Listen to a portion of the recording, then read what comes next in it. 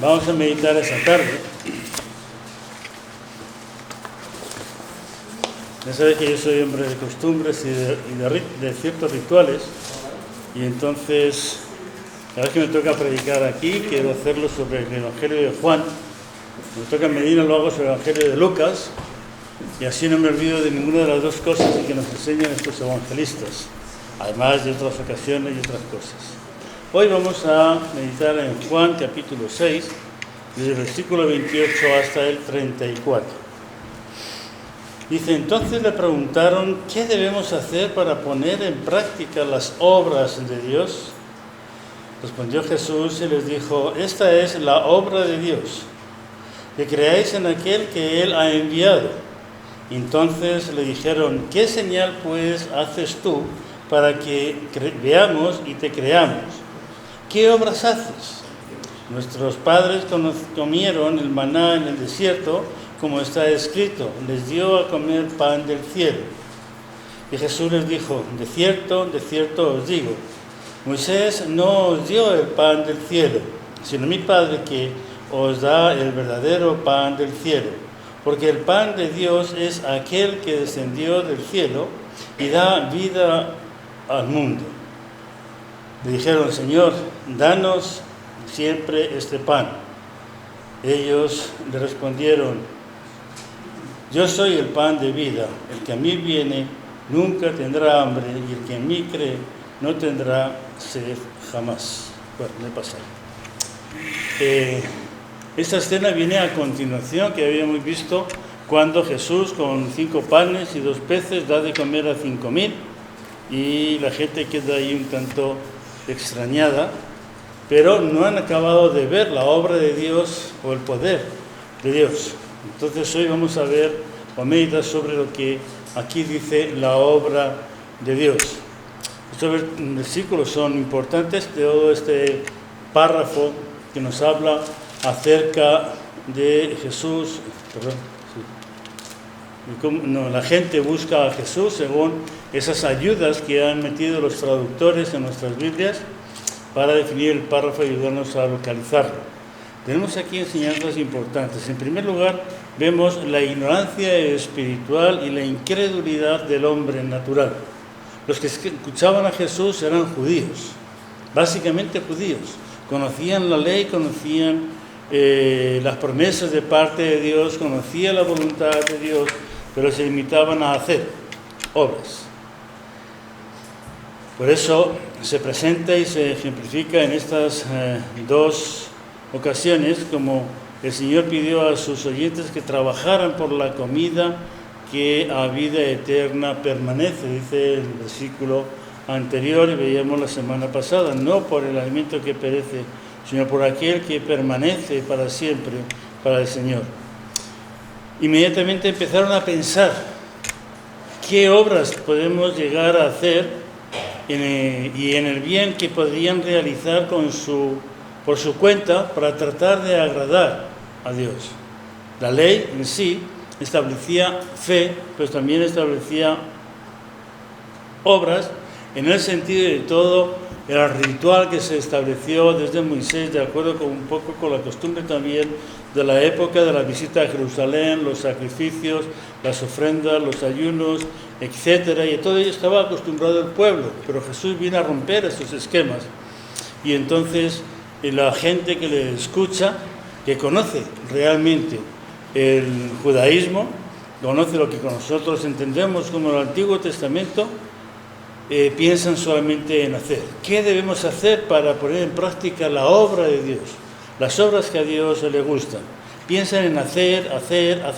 Era su sola idea respecto al camino de Cristo. ¿Qué tenemos que hacer? En cambio, el Señor aquí les va a enseñar que no es cuestión de hacer. El Señor habla de sí mismo como alguien enviado por Dios y de la necesidad de creer en Él. De una forma inmediata reacciona con la pregunta: ¿qué señal pues haces tú para que veamos y te creamos? Dice la gente. Acaban de ver, ser testigos de un tremendo milagro, pero eso no les ha quedado en la cabeza. Supongo que a lo mejor a muchos les pasaría lo que a mí. Esta mañana mi hermana me dice: oye, por cierto, A, B, C, D. Vale. Y termina el culto y digo, ¿quién me dijo mi hermana hasta antes? ¿Qué tengo que hacer? ¿Cuál es su encargo? Oye, Ruth, antes me has dicho algo antes de empezar el culto y no me acuerdo qué me has dicho. Así que eso me hacía pensar en lo que había meditado sobre estos judíos que vieron a Jesús hacer ese gran milagro, del cual les pasó desapercibido.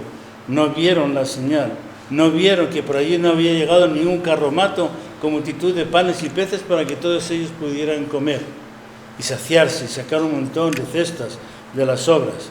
No se enteraron, se olvidaron. Tienen, como se suele decir, memoria de pez. Cortita, cortita, como la de David. En fin, a veces nos pasa.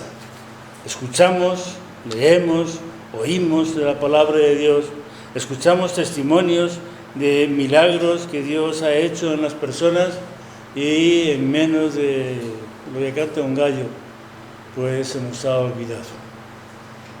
Tal vez venga ese recuerdo un poco más adelante, pero se nos ha olvidado y volvemos a nuestra rutina, a nuestras preocupaciones de cada día.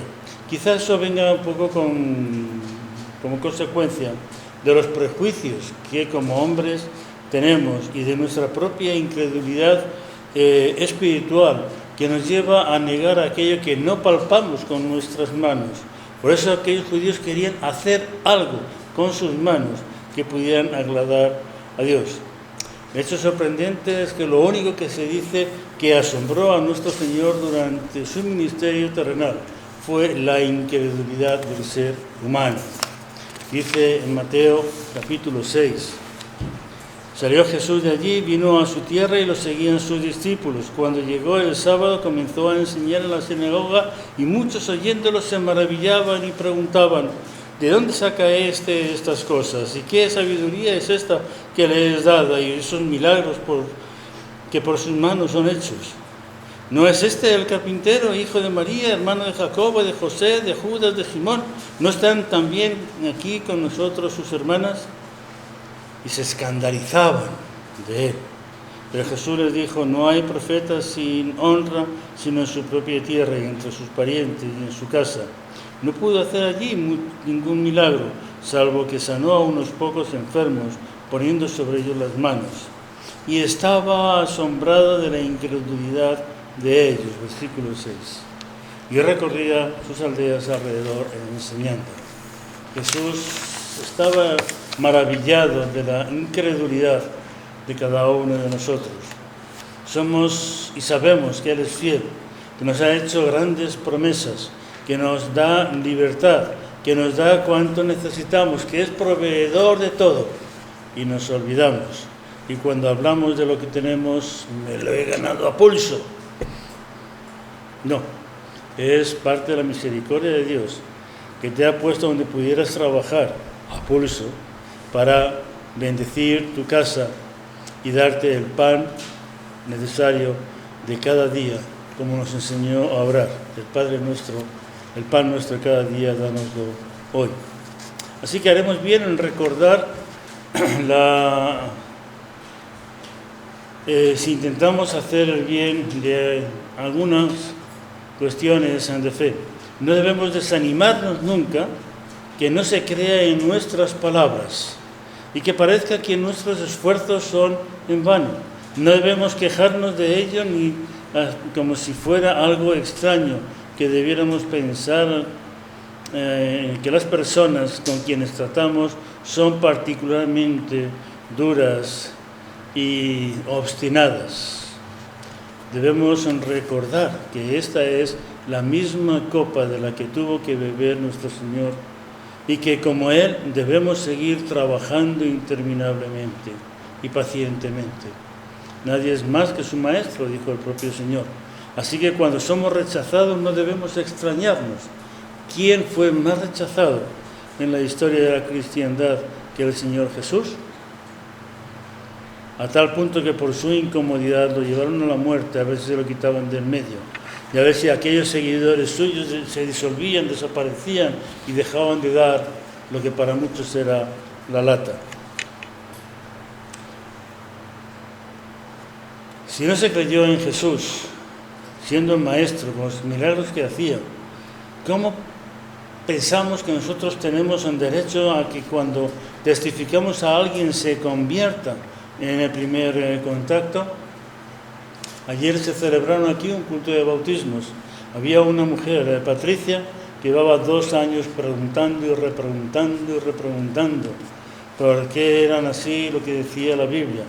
Y el pastor Manuel, pues pacientemente le iba contestando a la luz de la palabra lo que allí decía, hasta que ella misma entendió que todo el bagaje de conocimiento que tenía quedaba al descubierto, quedaba al desnudo con la palabra de Dios, y que la palabra de Dios tenía razón. No las filosofías, no la religión en la que fue educada, no los vecinos, amigos, familiares con los que pudiera dialogar con las filosofías del mundo y los pensamientos del mundo, sino Dios. 2 años le costó a esta hermana poder creer la Biblia, poder creer a Dios, poder creer en Jesucristo como su único y suficiente Salvador. 2 años trabajando el hermano Manuel, testificando de forma especial y directa a esta mujer en base a sus inquietudes. Así que no nos extrañemos si cuando invitamos a un vecino a venir al culto nos dice no. Y cuando invitamos a un familiar a leer la Biblia nos dice no. Y cuando le regalamos una revista o un folleto a alguien, o tal vez no lo coge y lo tira. Bueno, mejor que lo tiren ellos que no que lo tiremos nosotros. Ahí tenemos unos folletos que hemos traído para repartir y es un mensaje escrito que las personas podrán ver en la intimidad sin los prejuicios de que puedan verles hablar con nosotros y tal vez lo lean y tal vez que Dios pueda tocarles a través de esa literatura. Nosotros quizás la leemos y decimos, pues no dice nada, o poco dice para convencer, pero los que lo escriben lo han diseñado no para cristianos, no para creyentes, sino para incrédulos y reacios a leer. Hay mucha gente que en la época de la modernidad les estorba lo negro. Cuando yo era jovencillo fue una cosa que me impactó mucho. Entonces no teníamos estos medios para proyectar las canciones y usábamos hojitas. Y ya como adolescente me pedía el pastor que colaborara repartiendo las hojitas entre los que asistían al culto. Y había ahí una señal que decía, no, me estorba lo negro. Me quedé a cuadros. Creo que lo habré contado, porque es una vivencia experimental. Me estorba lo negro. Cuando terminó el culto le pregunté a don Félix, el pastor, oiga, don Félix, esta persona me ha dicho que le estorba lo negro. Quiere decir que no sabe leer. Y hoy, en la época de modernidad que tenemos tantos aparatos, no sabemos leer, no leemos, no pensamos, no meditamos en aquello que hemos leído.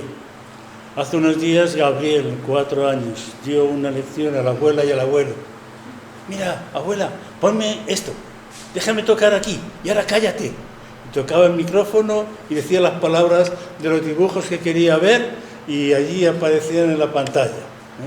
No sabe leer, no sabe escribir. Conoce algunas letras, sobre todo algunos números ya, pero sabe poner la tablet para oír aquello que le interesa. También hay mensajes como el que estamos grabando en esta tarde para algunos que lo puedan escuchar sin leer la palabra, pero animarlos siempre a leer. Lo que entra por los ojos y lo leemos queda más en nuestro interior que aquello que oímos. Así que al trabajar para Dios es de primordial importancia entender que lo que debemos esperar del hombre, rechazo, en principio, como rechazaron a Jesús, y ello no debe desanimarnos, como tampoco Él se desanimó en hablar a todos aquellos que se acercaban a Él para escuchar.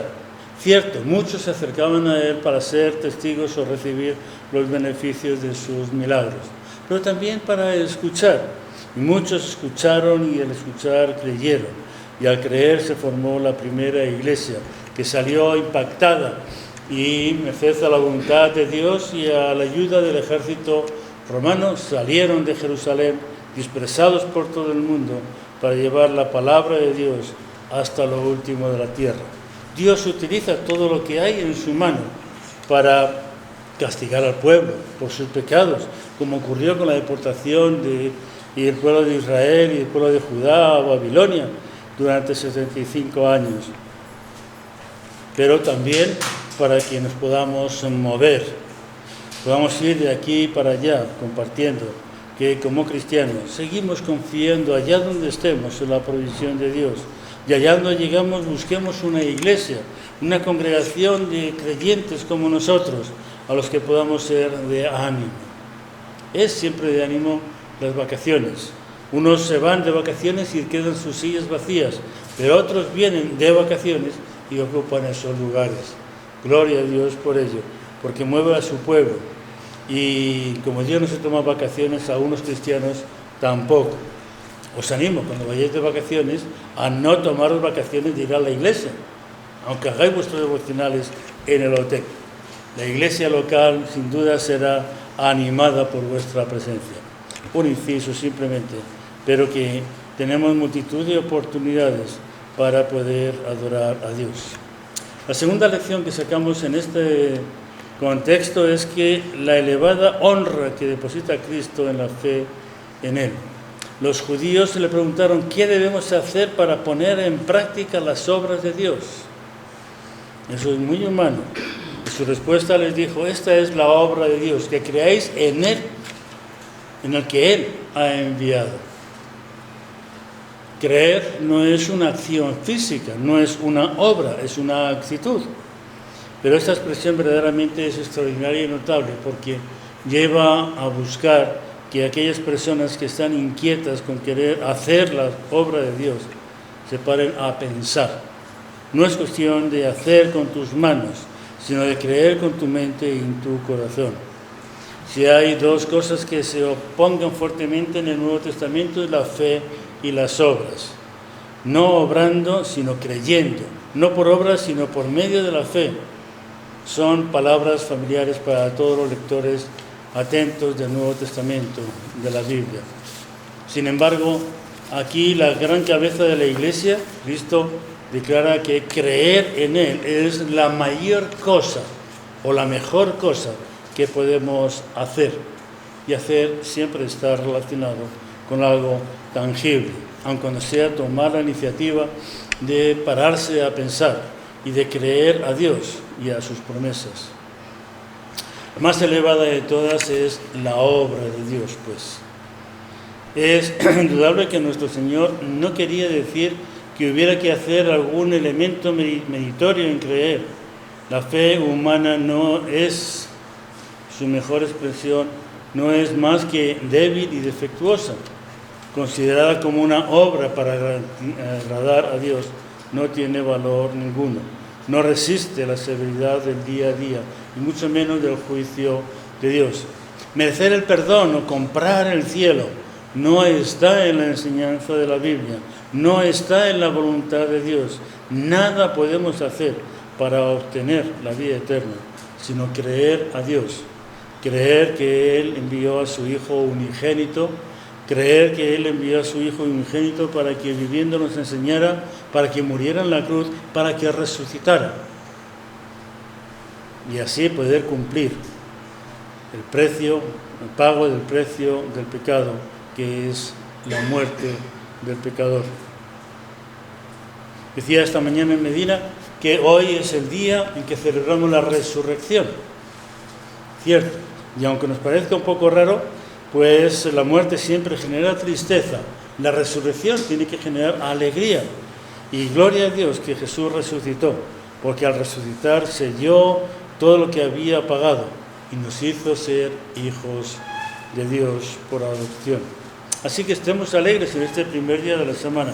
Por eso la Iglesia cristiana celebra el domingo, el día siguiente al de reposo, en el cual el cuerpo de Jesús tuvo que estar en aquel sepulcro para que se cumpliera la palabra, la profecía de que en 3 días resucitaría y reconstruiría el reino de Dios. Alegrémonos y no nos dejemos llevar por cantos de sirena que tratan de destruir por aquello de las fechas o del paganismo lo que es la importancia del día de domingo.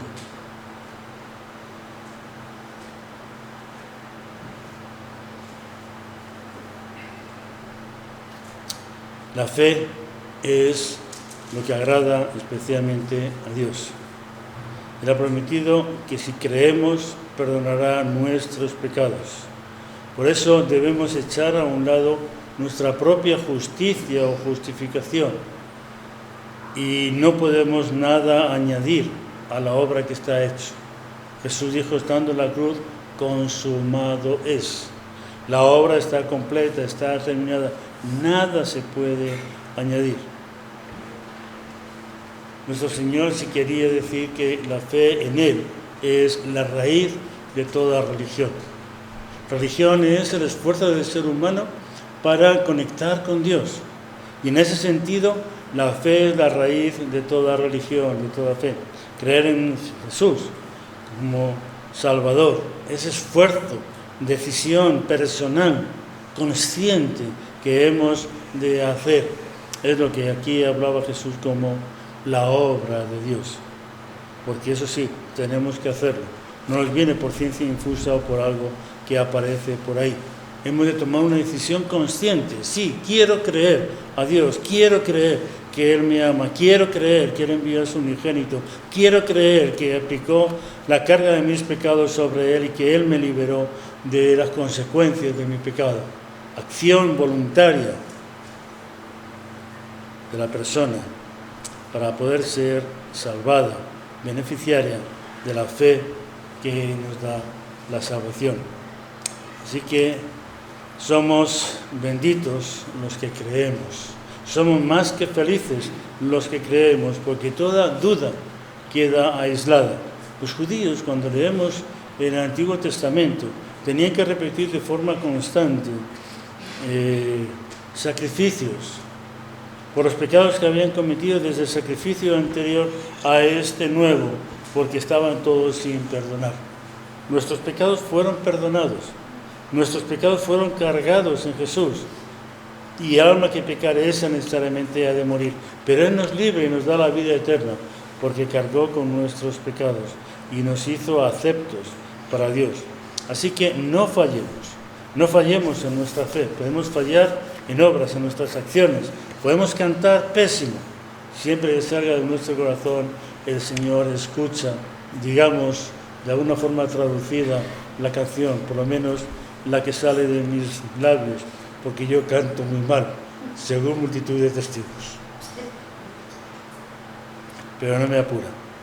Cuando canto al Señor, trato de hacer la voz en cuello con tal sinceridad, desde lo profundo de mi corazón, porque le confieso, le alabo, reconozco en mi vida. Así que aprendamos la lección de que lo fácil es dedicarse a hacer obras y las que puedo hacer. Lo difícil es creer que Cristo pagó el precio de nuestros pecados. Pero Él mismo nos da la fortaleza y sabiduría para poder persistir. Y a través del Espíritu Santo nos dirige, nos guía y nos ayuda cada día. Y su Espíritu no se va de nosotros. Hemos cantado una canción, ven Espíritu Santo y llénanos otra vez. O por lo menos está en el cancionero. No estoy de acuerdo. Porque el Espíritu Santo que Dios nos ha dado está siempre, siempre con nosotros, a nuestro lado. Puede no manifestarse porque no le dejemos hablar, porque nos aferremos a pensamientos o tradiciones antiguas y acallemos su testimonio, su consejo en nuestras vidas y queramos vivir por nuestra cuenta. Pero Él está ahí, tal como Cristo prometió. Miré, os enviaré otro Consolador. Por último, vemos en este pasaje lo mucho más privilegiados que eran los oyentes de los tiempos de Cristo, que compartieron que con los que vivieron en tiempos de Moisés. Se nos menciona el maná, ese alimento especial, tan especial, que solamente se podía coger, según el mandamiento del Señor, la cantidad necesaria para la familia para un día. Y el día de la víspera del día de reposo se podía coger el doble. Si un día se cogía algo de más y no se consumía, se agusanaba, se estropeaba, no se conservaba. Pero la víspera del día de reposo se podía coger el doble, porque el día de reposo era el día sagrado para el Señor. No día de estar en la cama, sino día de celebrar la comunión, la relación, el recordar la palabra, el animarse, exhortarse unos a otros, a superar las dificultades, a superar las dudas del diario vivir, a saber mejor cómo obedecer a Dios en esos 10 mandamientos que resumió Moisés para darnos a nosotros, los cuales 4 nos hablan de nuestra relación con Dios y 6 nos hablan de nuestra relación con los hombres y comprenden todo el espectro de la vida del ser humano. Aquel maná solamente podía alimentar el cuerpo y por poco tiempo. Lo que llegaba el tiempo de poder coger el maná del día siguiente para comerlo, si no uno en ese ayuno pasaría hambre. Igual que a mí no me gusta, supongo que a vosotros, tener el estómago vacío. No nos gusta. Y tal vez ahora estemos algunos pensando en qué vamos a cenar esta noche. Pero el maná que el Señor nos da para el cuerpo ya lo tenemos en la nevera. Cristo se ofreció a sí mismo como pan del cielo. Él es el verdadero pan de Dios. Lo que aquellos judíos entendían el pan que les había dado Moisés como pan de Dios. Yo soy el pan de Dios, dice Jesús. Yo soy el pan que quita el hambre, quita la inquietud, quita el desasosiego y la inseguridad de la vida eterna para calmar nuestras inquietudes, nuestros pensamientos o aquellos que puedan imponernos otros con respecto a que no has hecho suficiente para merecer la gloria de Dios y ahora los familiares tienen que pagar indulgencias o decir misas o lo que se invente cada religión en cada momento. Leí no hace mucho que en algún sitio llevaban 2 años sin enterrar a un difunto porque la familia no había sido capaz de acumular suficiente tesorería para hacer una fiesta de despedida del muerto.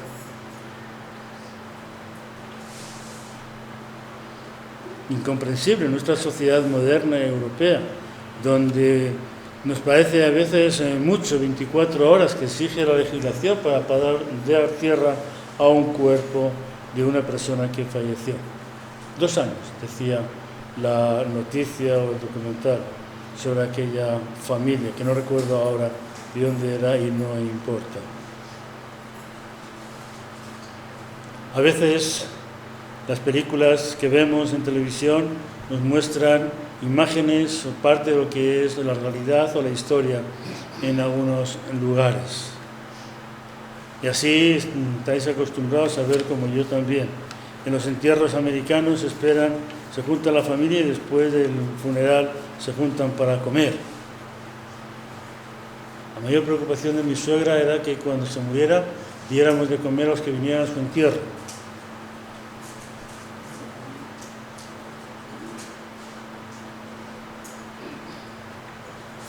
No sé si vosotros estáis de acuerdo o no con eso. Pero esa es su mayor preocupación, que les deis de comer. Así que con su hucha nos fuimos a comer toda la familia aquel día, en honor a ella. En fin, son cuestiones culturales de diferentes lugares del mundo, que no solamente es el lugar donde nosotros vivimos. Pero el testimonio que tuvieron los judíos de parte de Moisés es inferior al testimonio que tenemos los cristianos a través de Jesús, de su palabra, de Él que es el pan de vida y ese que nos da la vida eterna para que glorifiquemos su nombre. Y no nos preocupemos por lo que ocurre aquí. Los judíos que escuchaban llegaron a decirle: Señor, danos siempre de este pan. Siguieron sin entender lo que decía Jesús, lo que les enseñaba Jesús.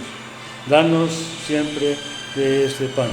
Seguían pensando en sus necesidades presentes, las necesidades físicas, y no pensando en la bondad de Dios y la misericordia de Dios y en la liberación de las consecuencias y cargas que siempre es un pecado.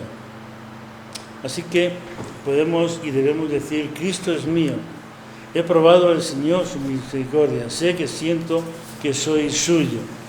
Si realmente hemos creído. Y no olvidemos nunca de poner en práctica la obra de Dios. El creer que Él es el que ha enviado a Jesucristo para vida eterna de cada uno de nosotros. Que nos ayude.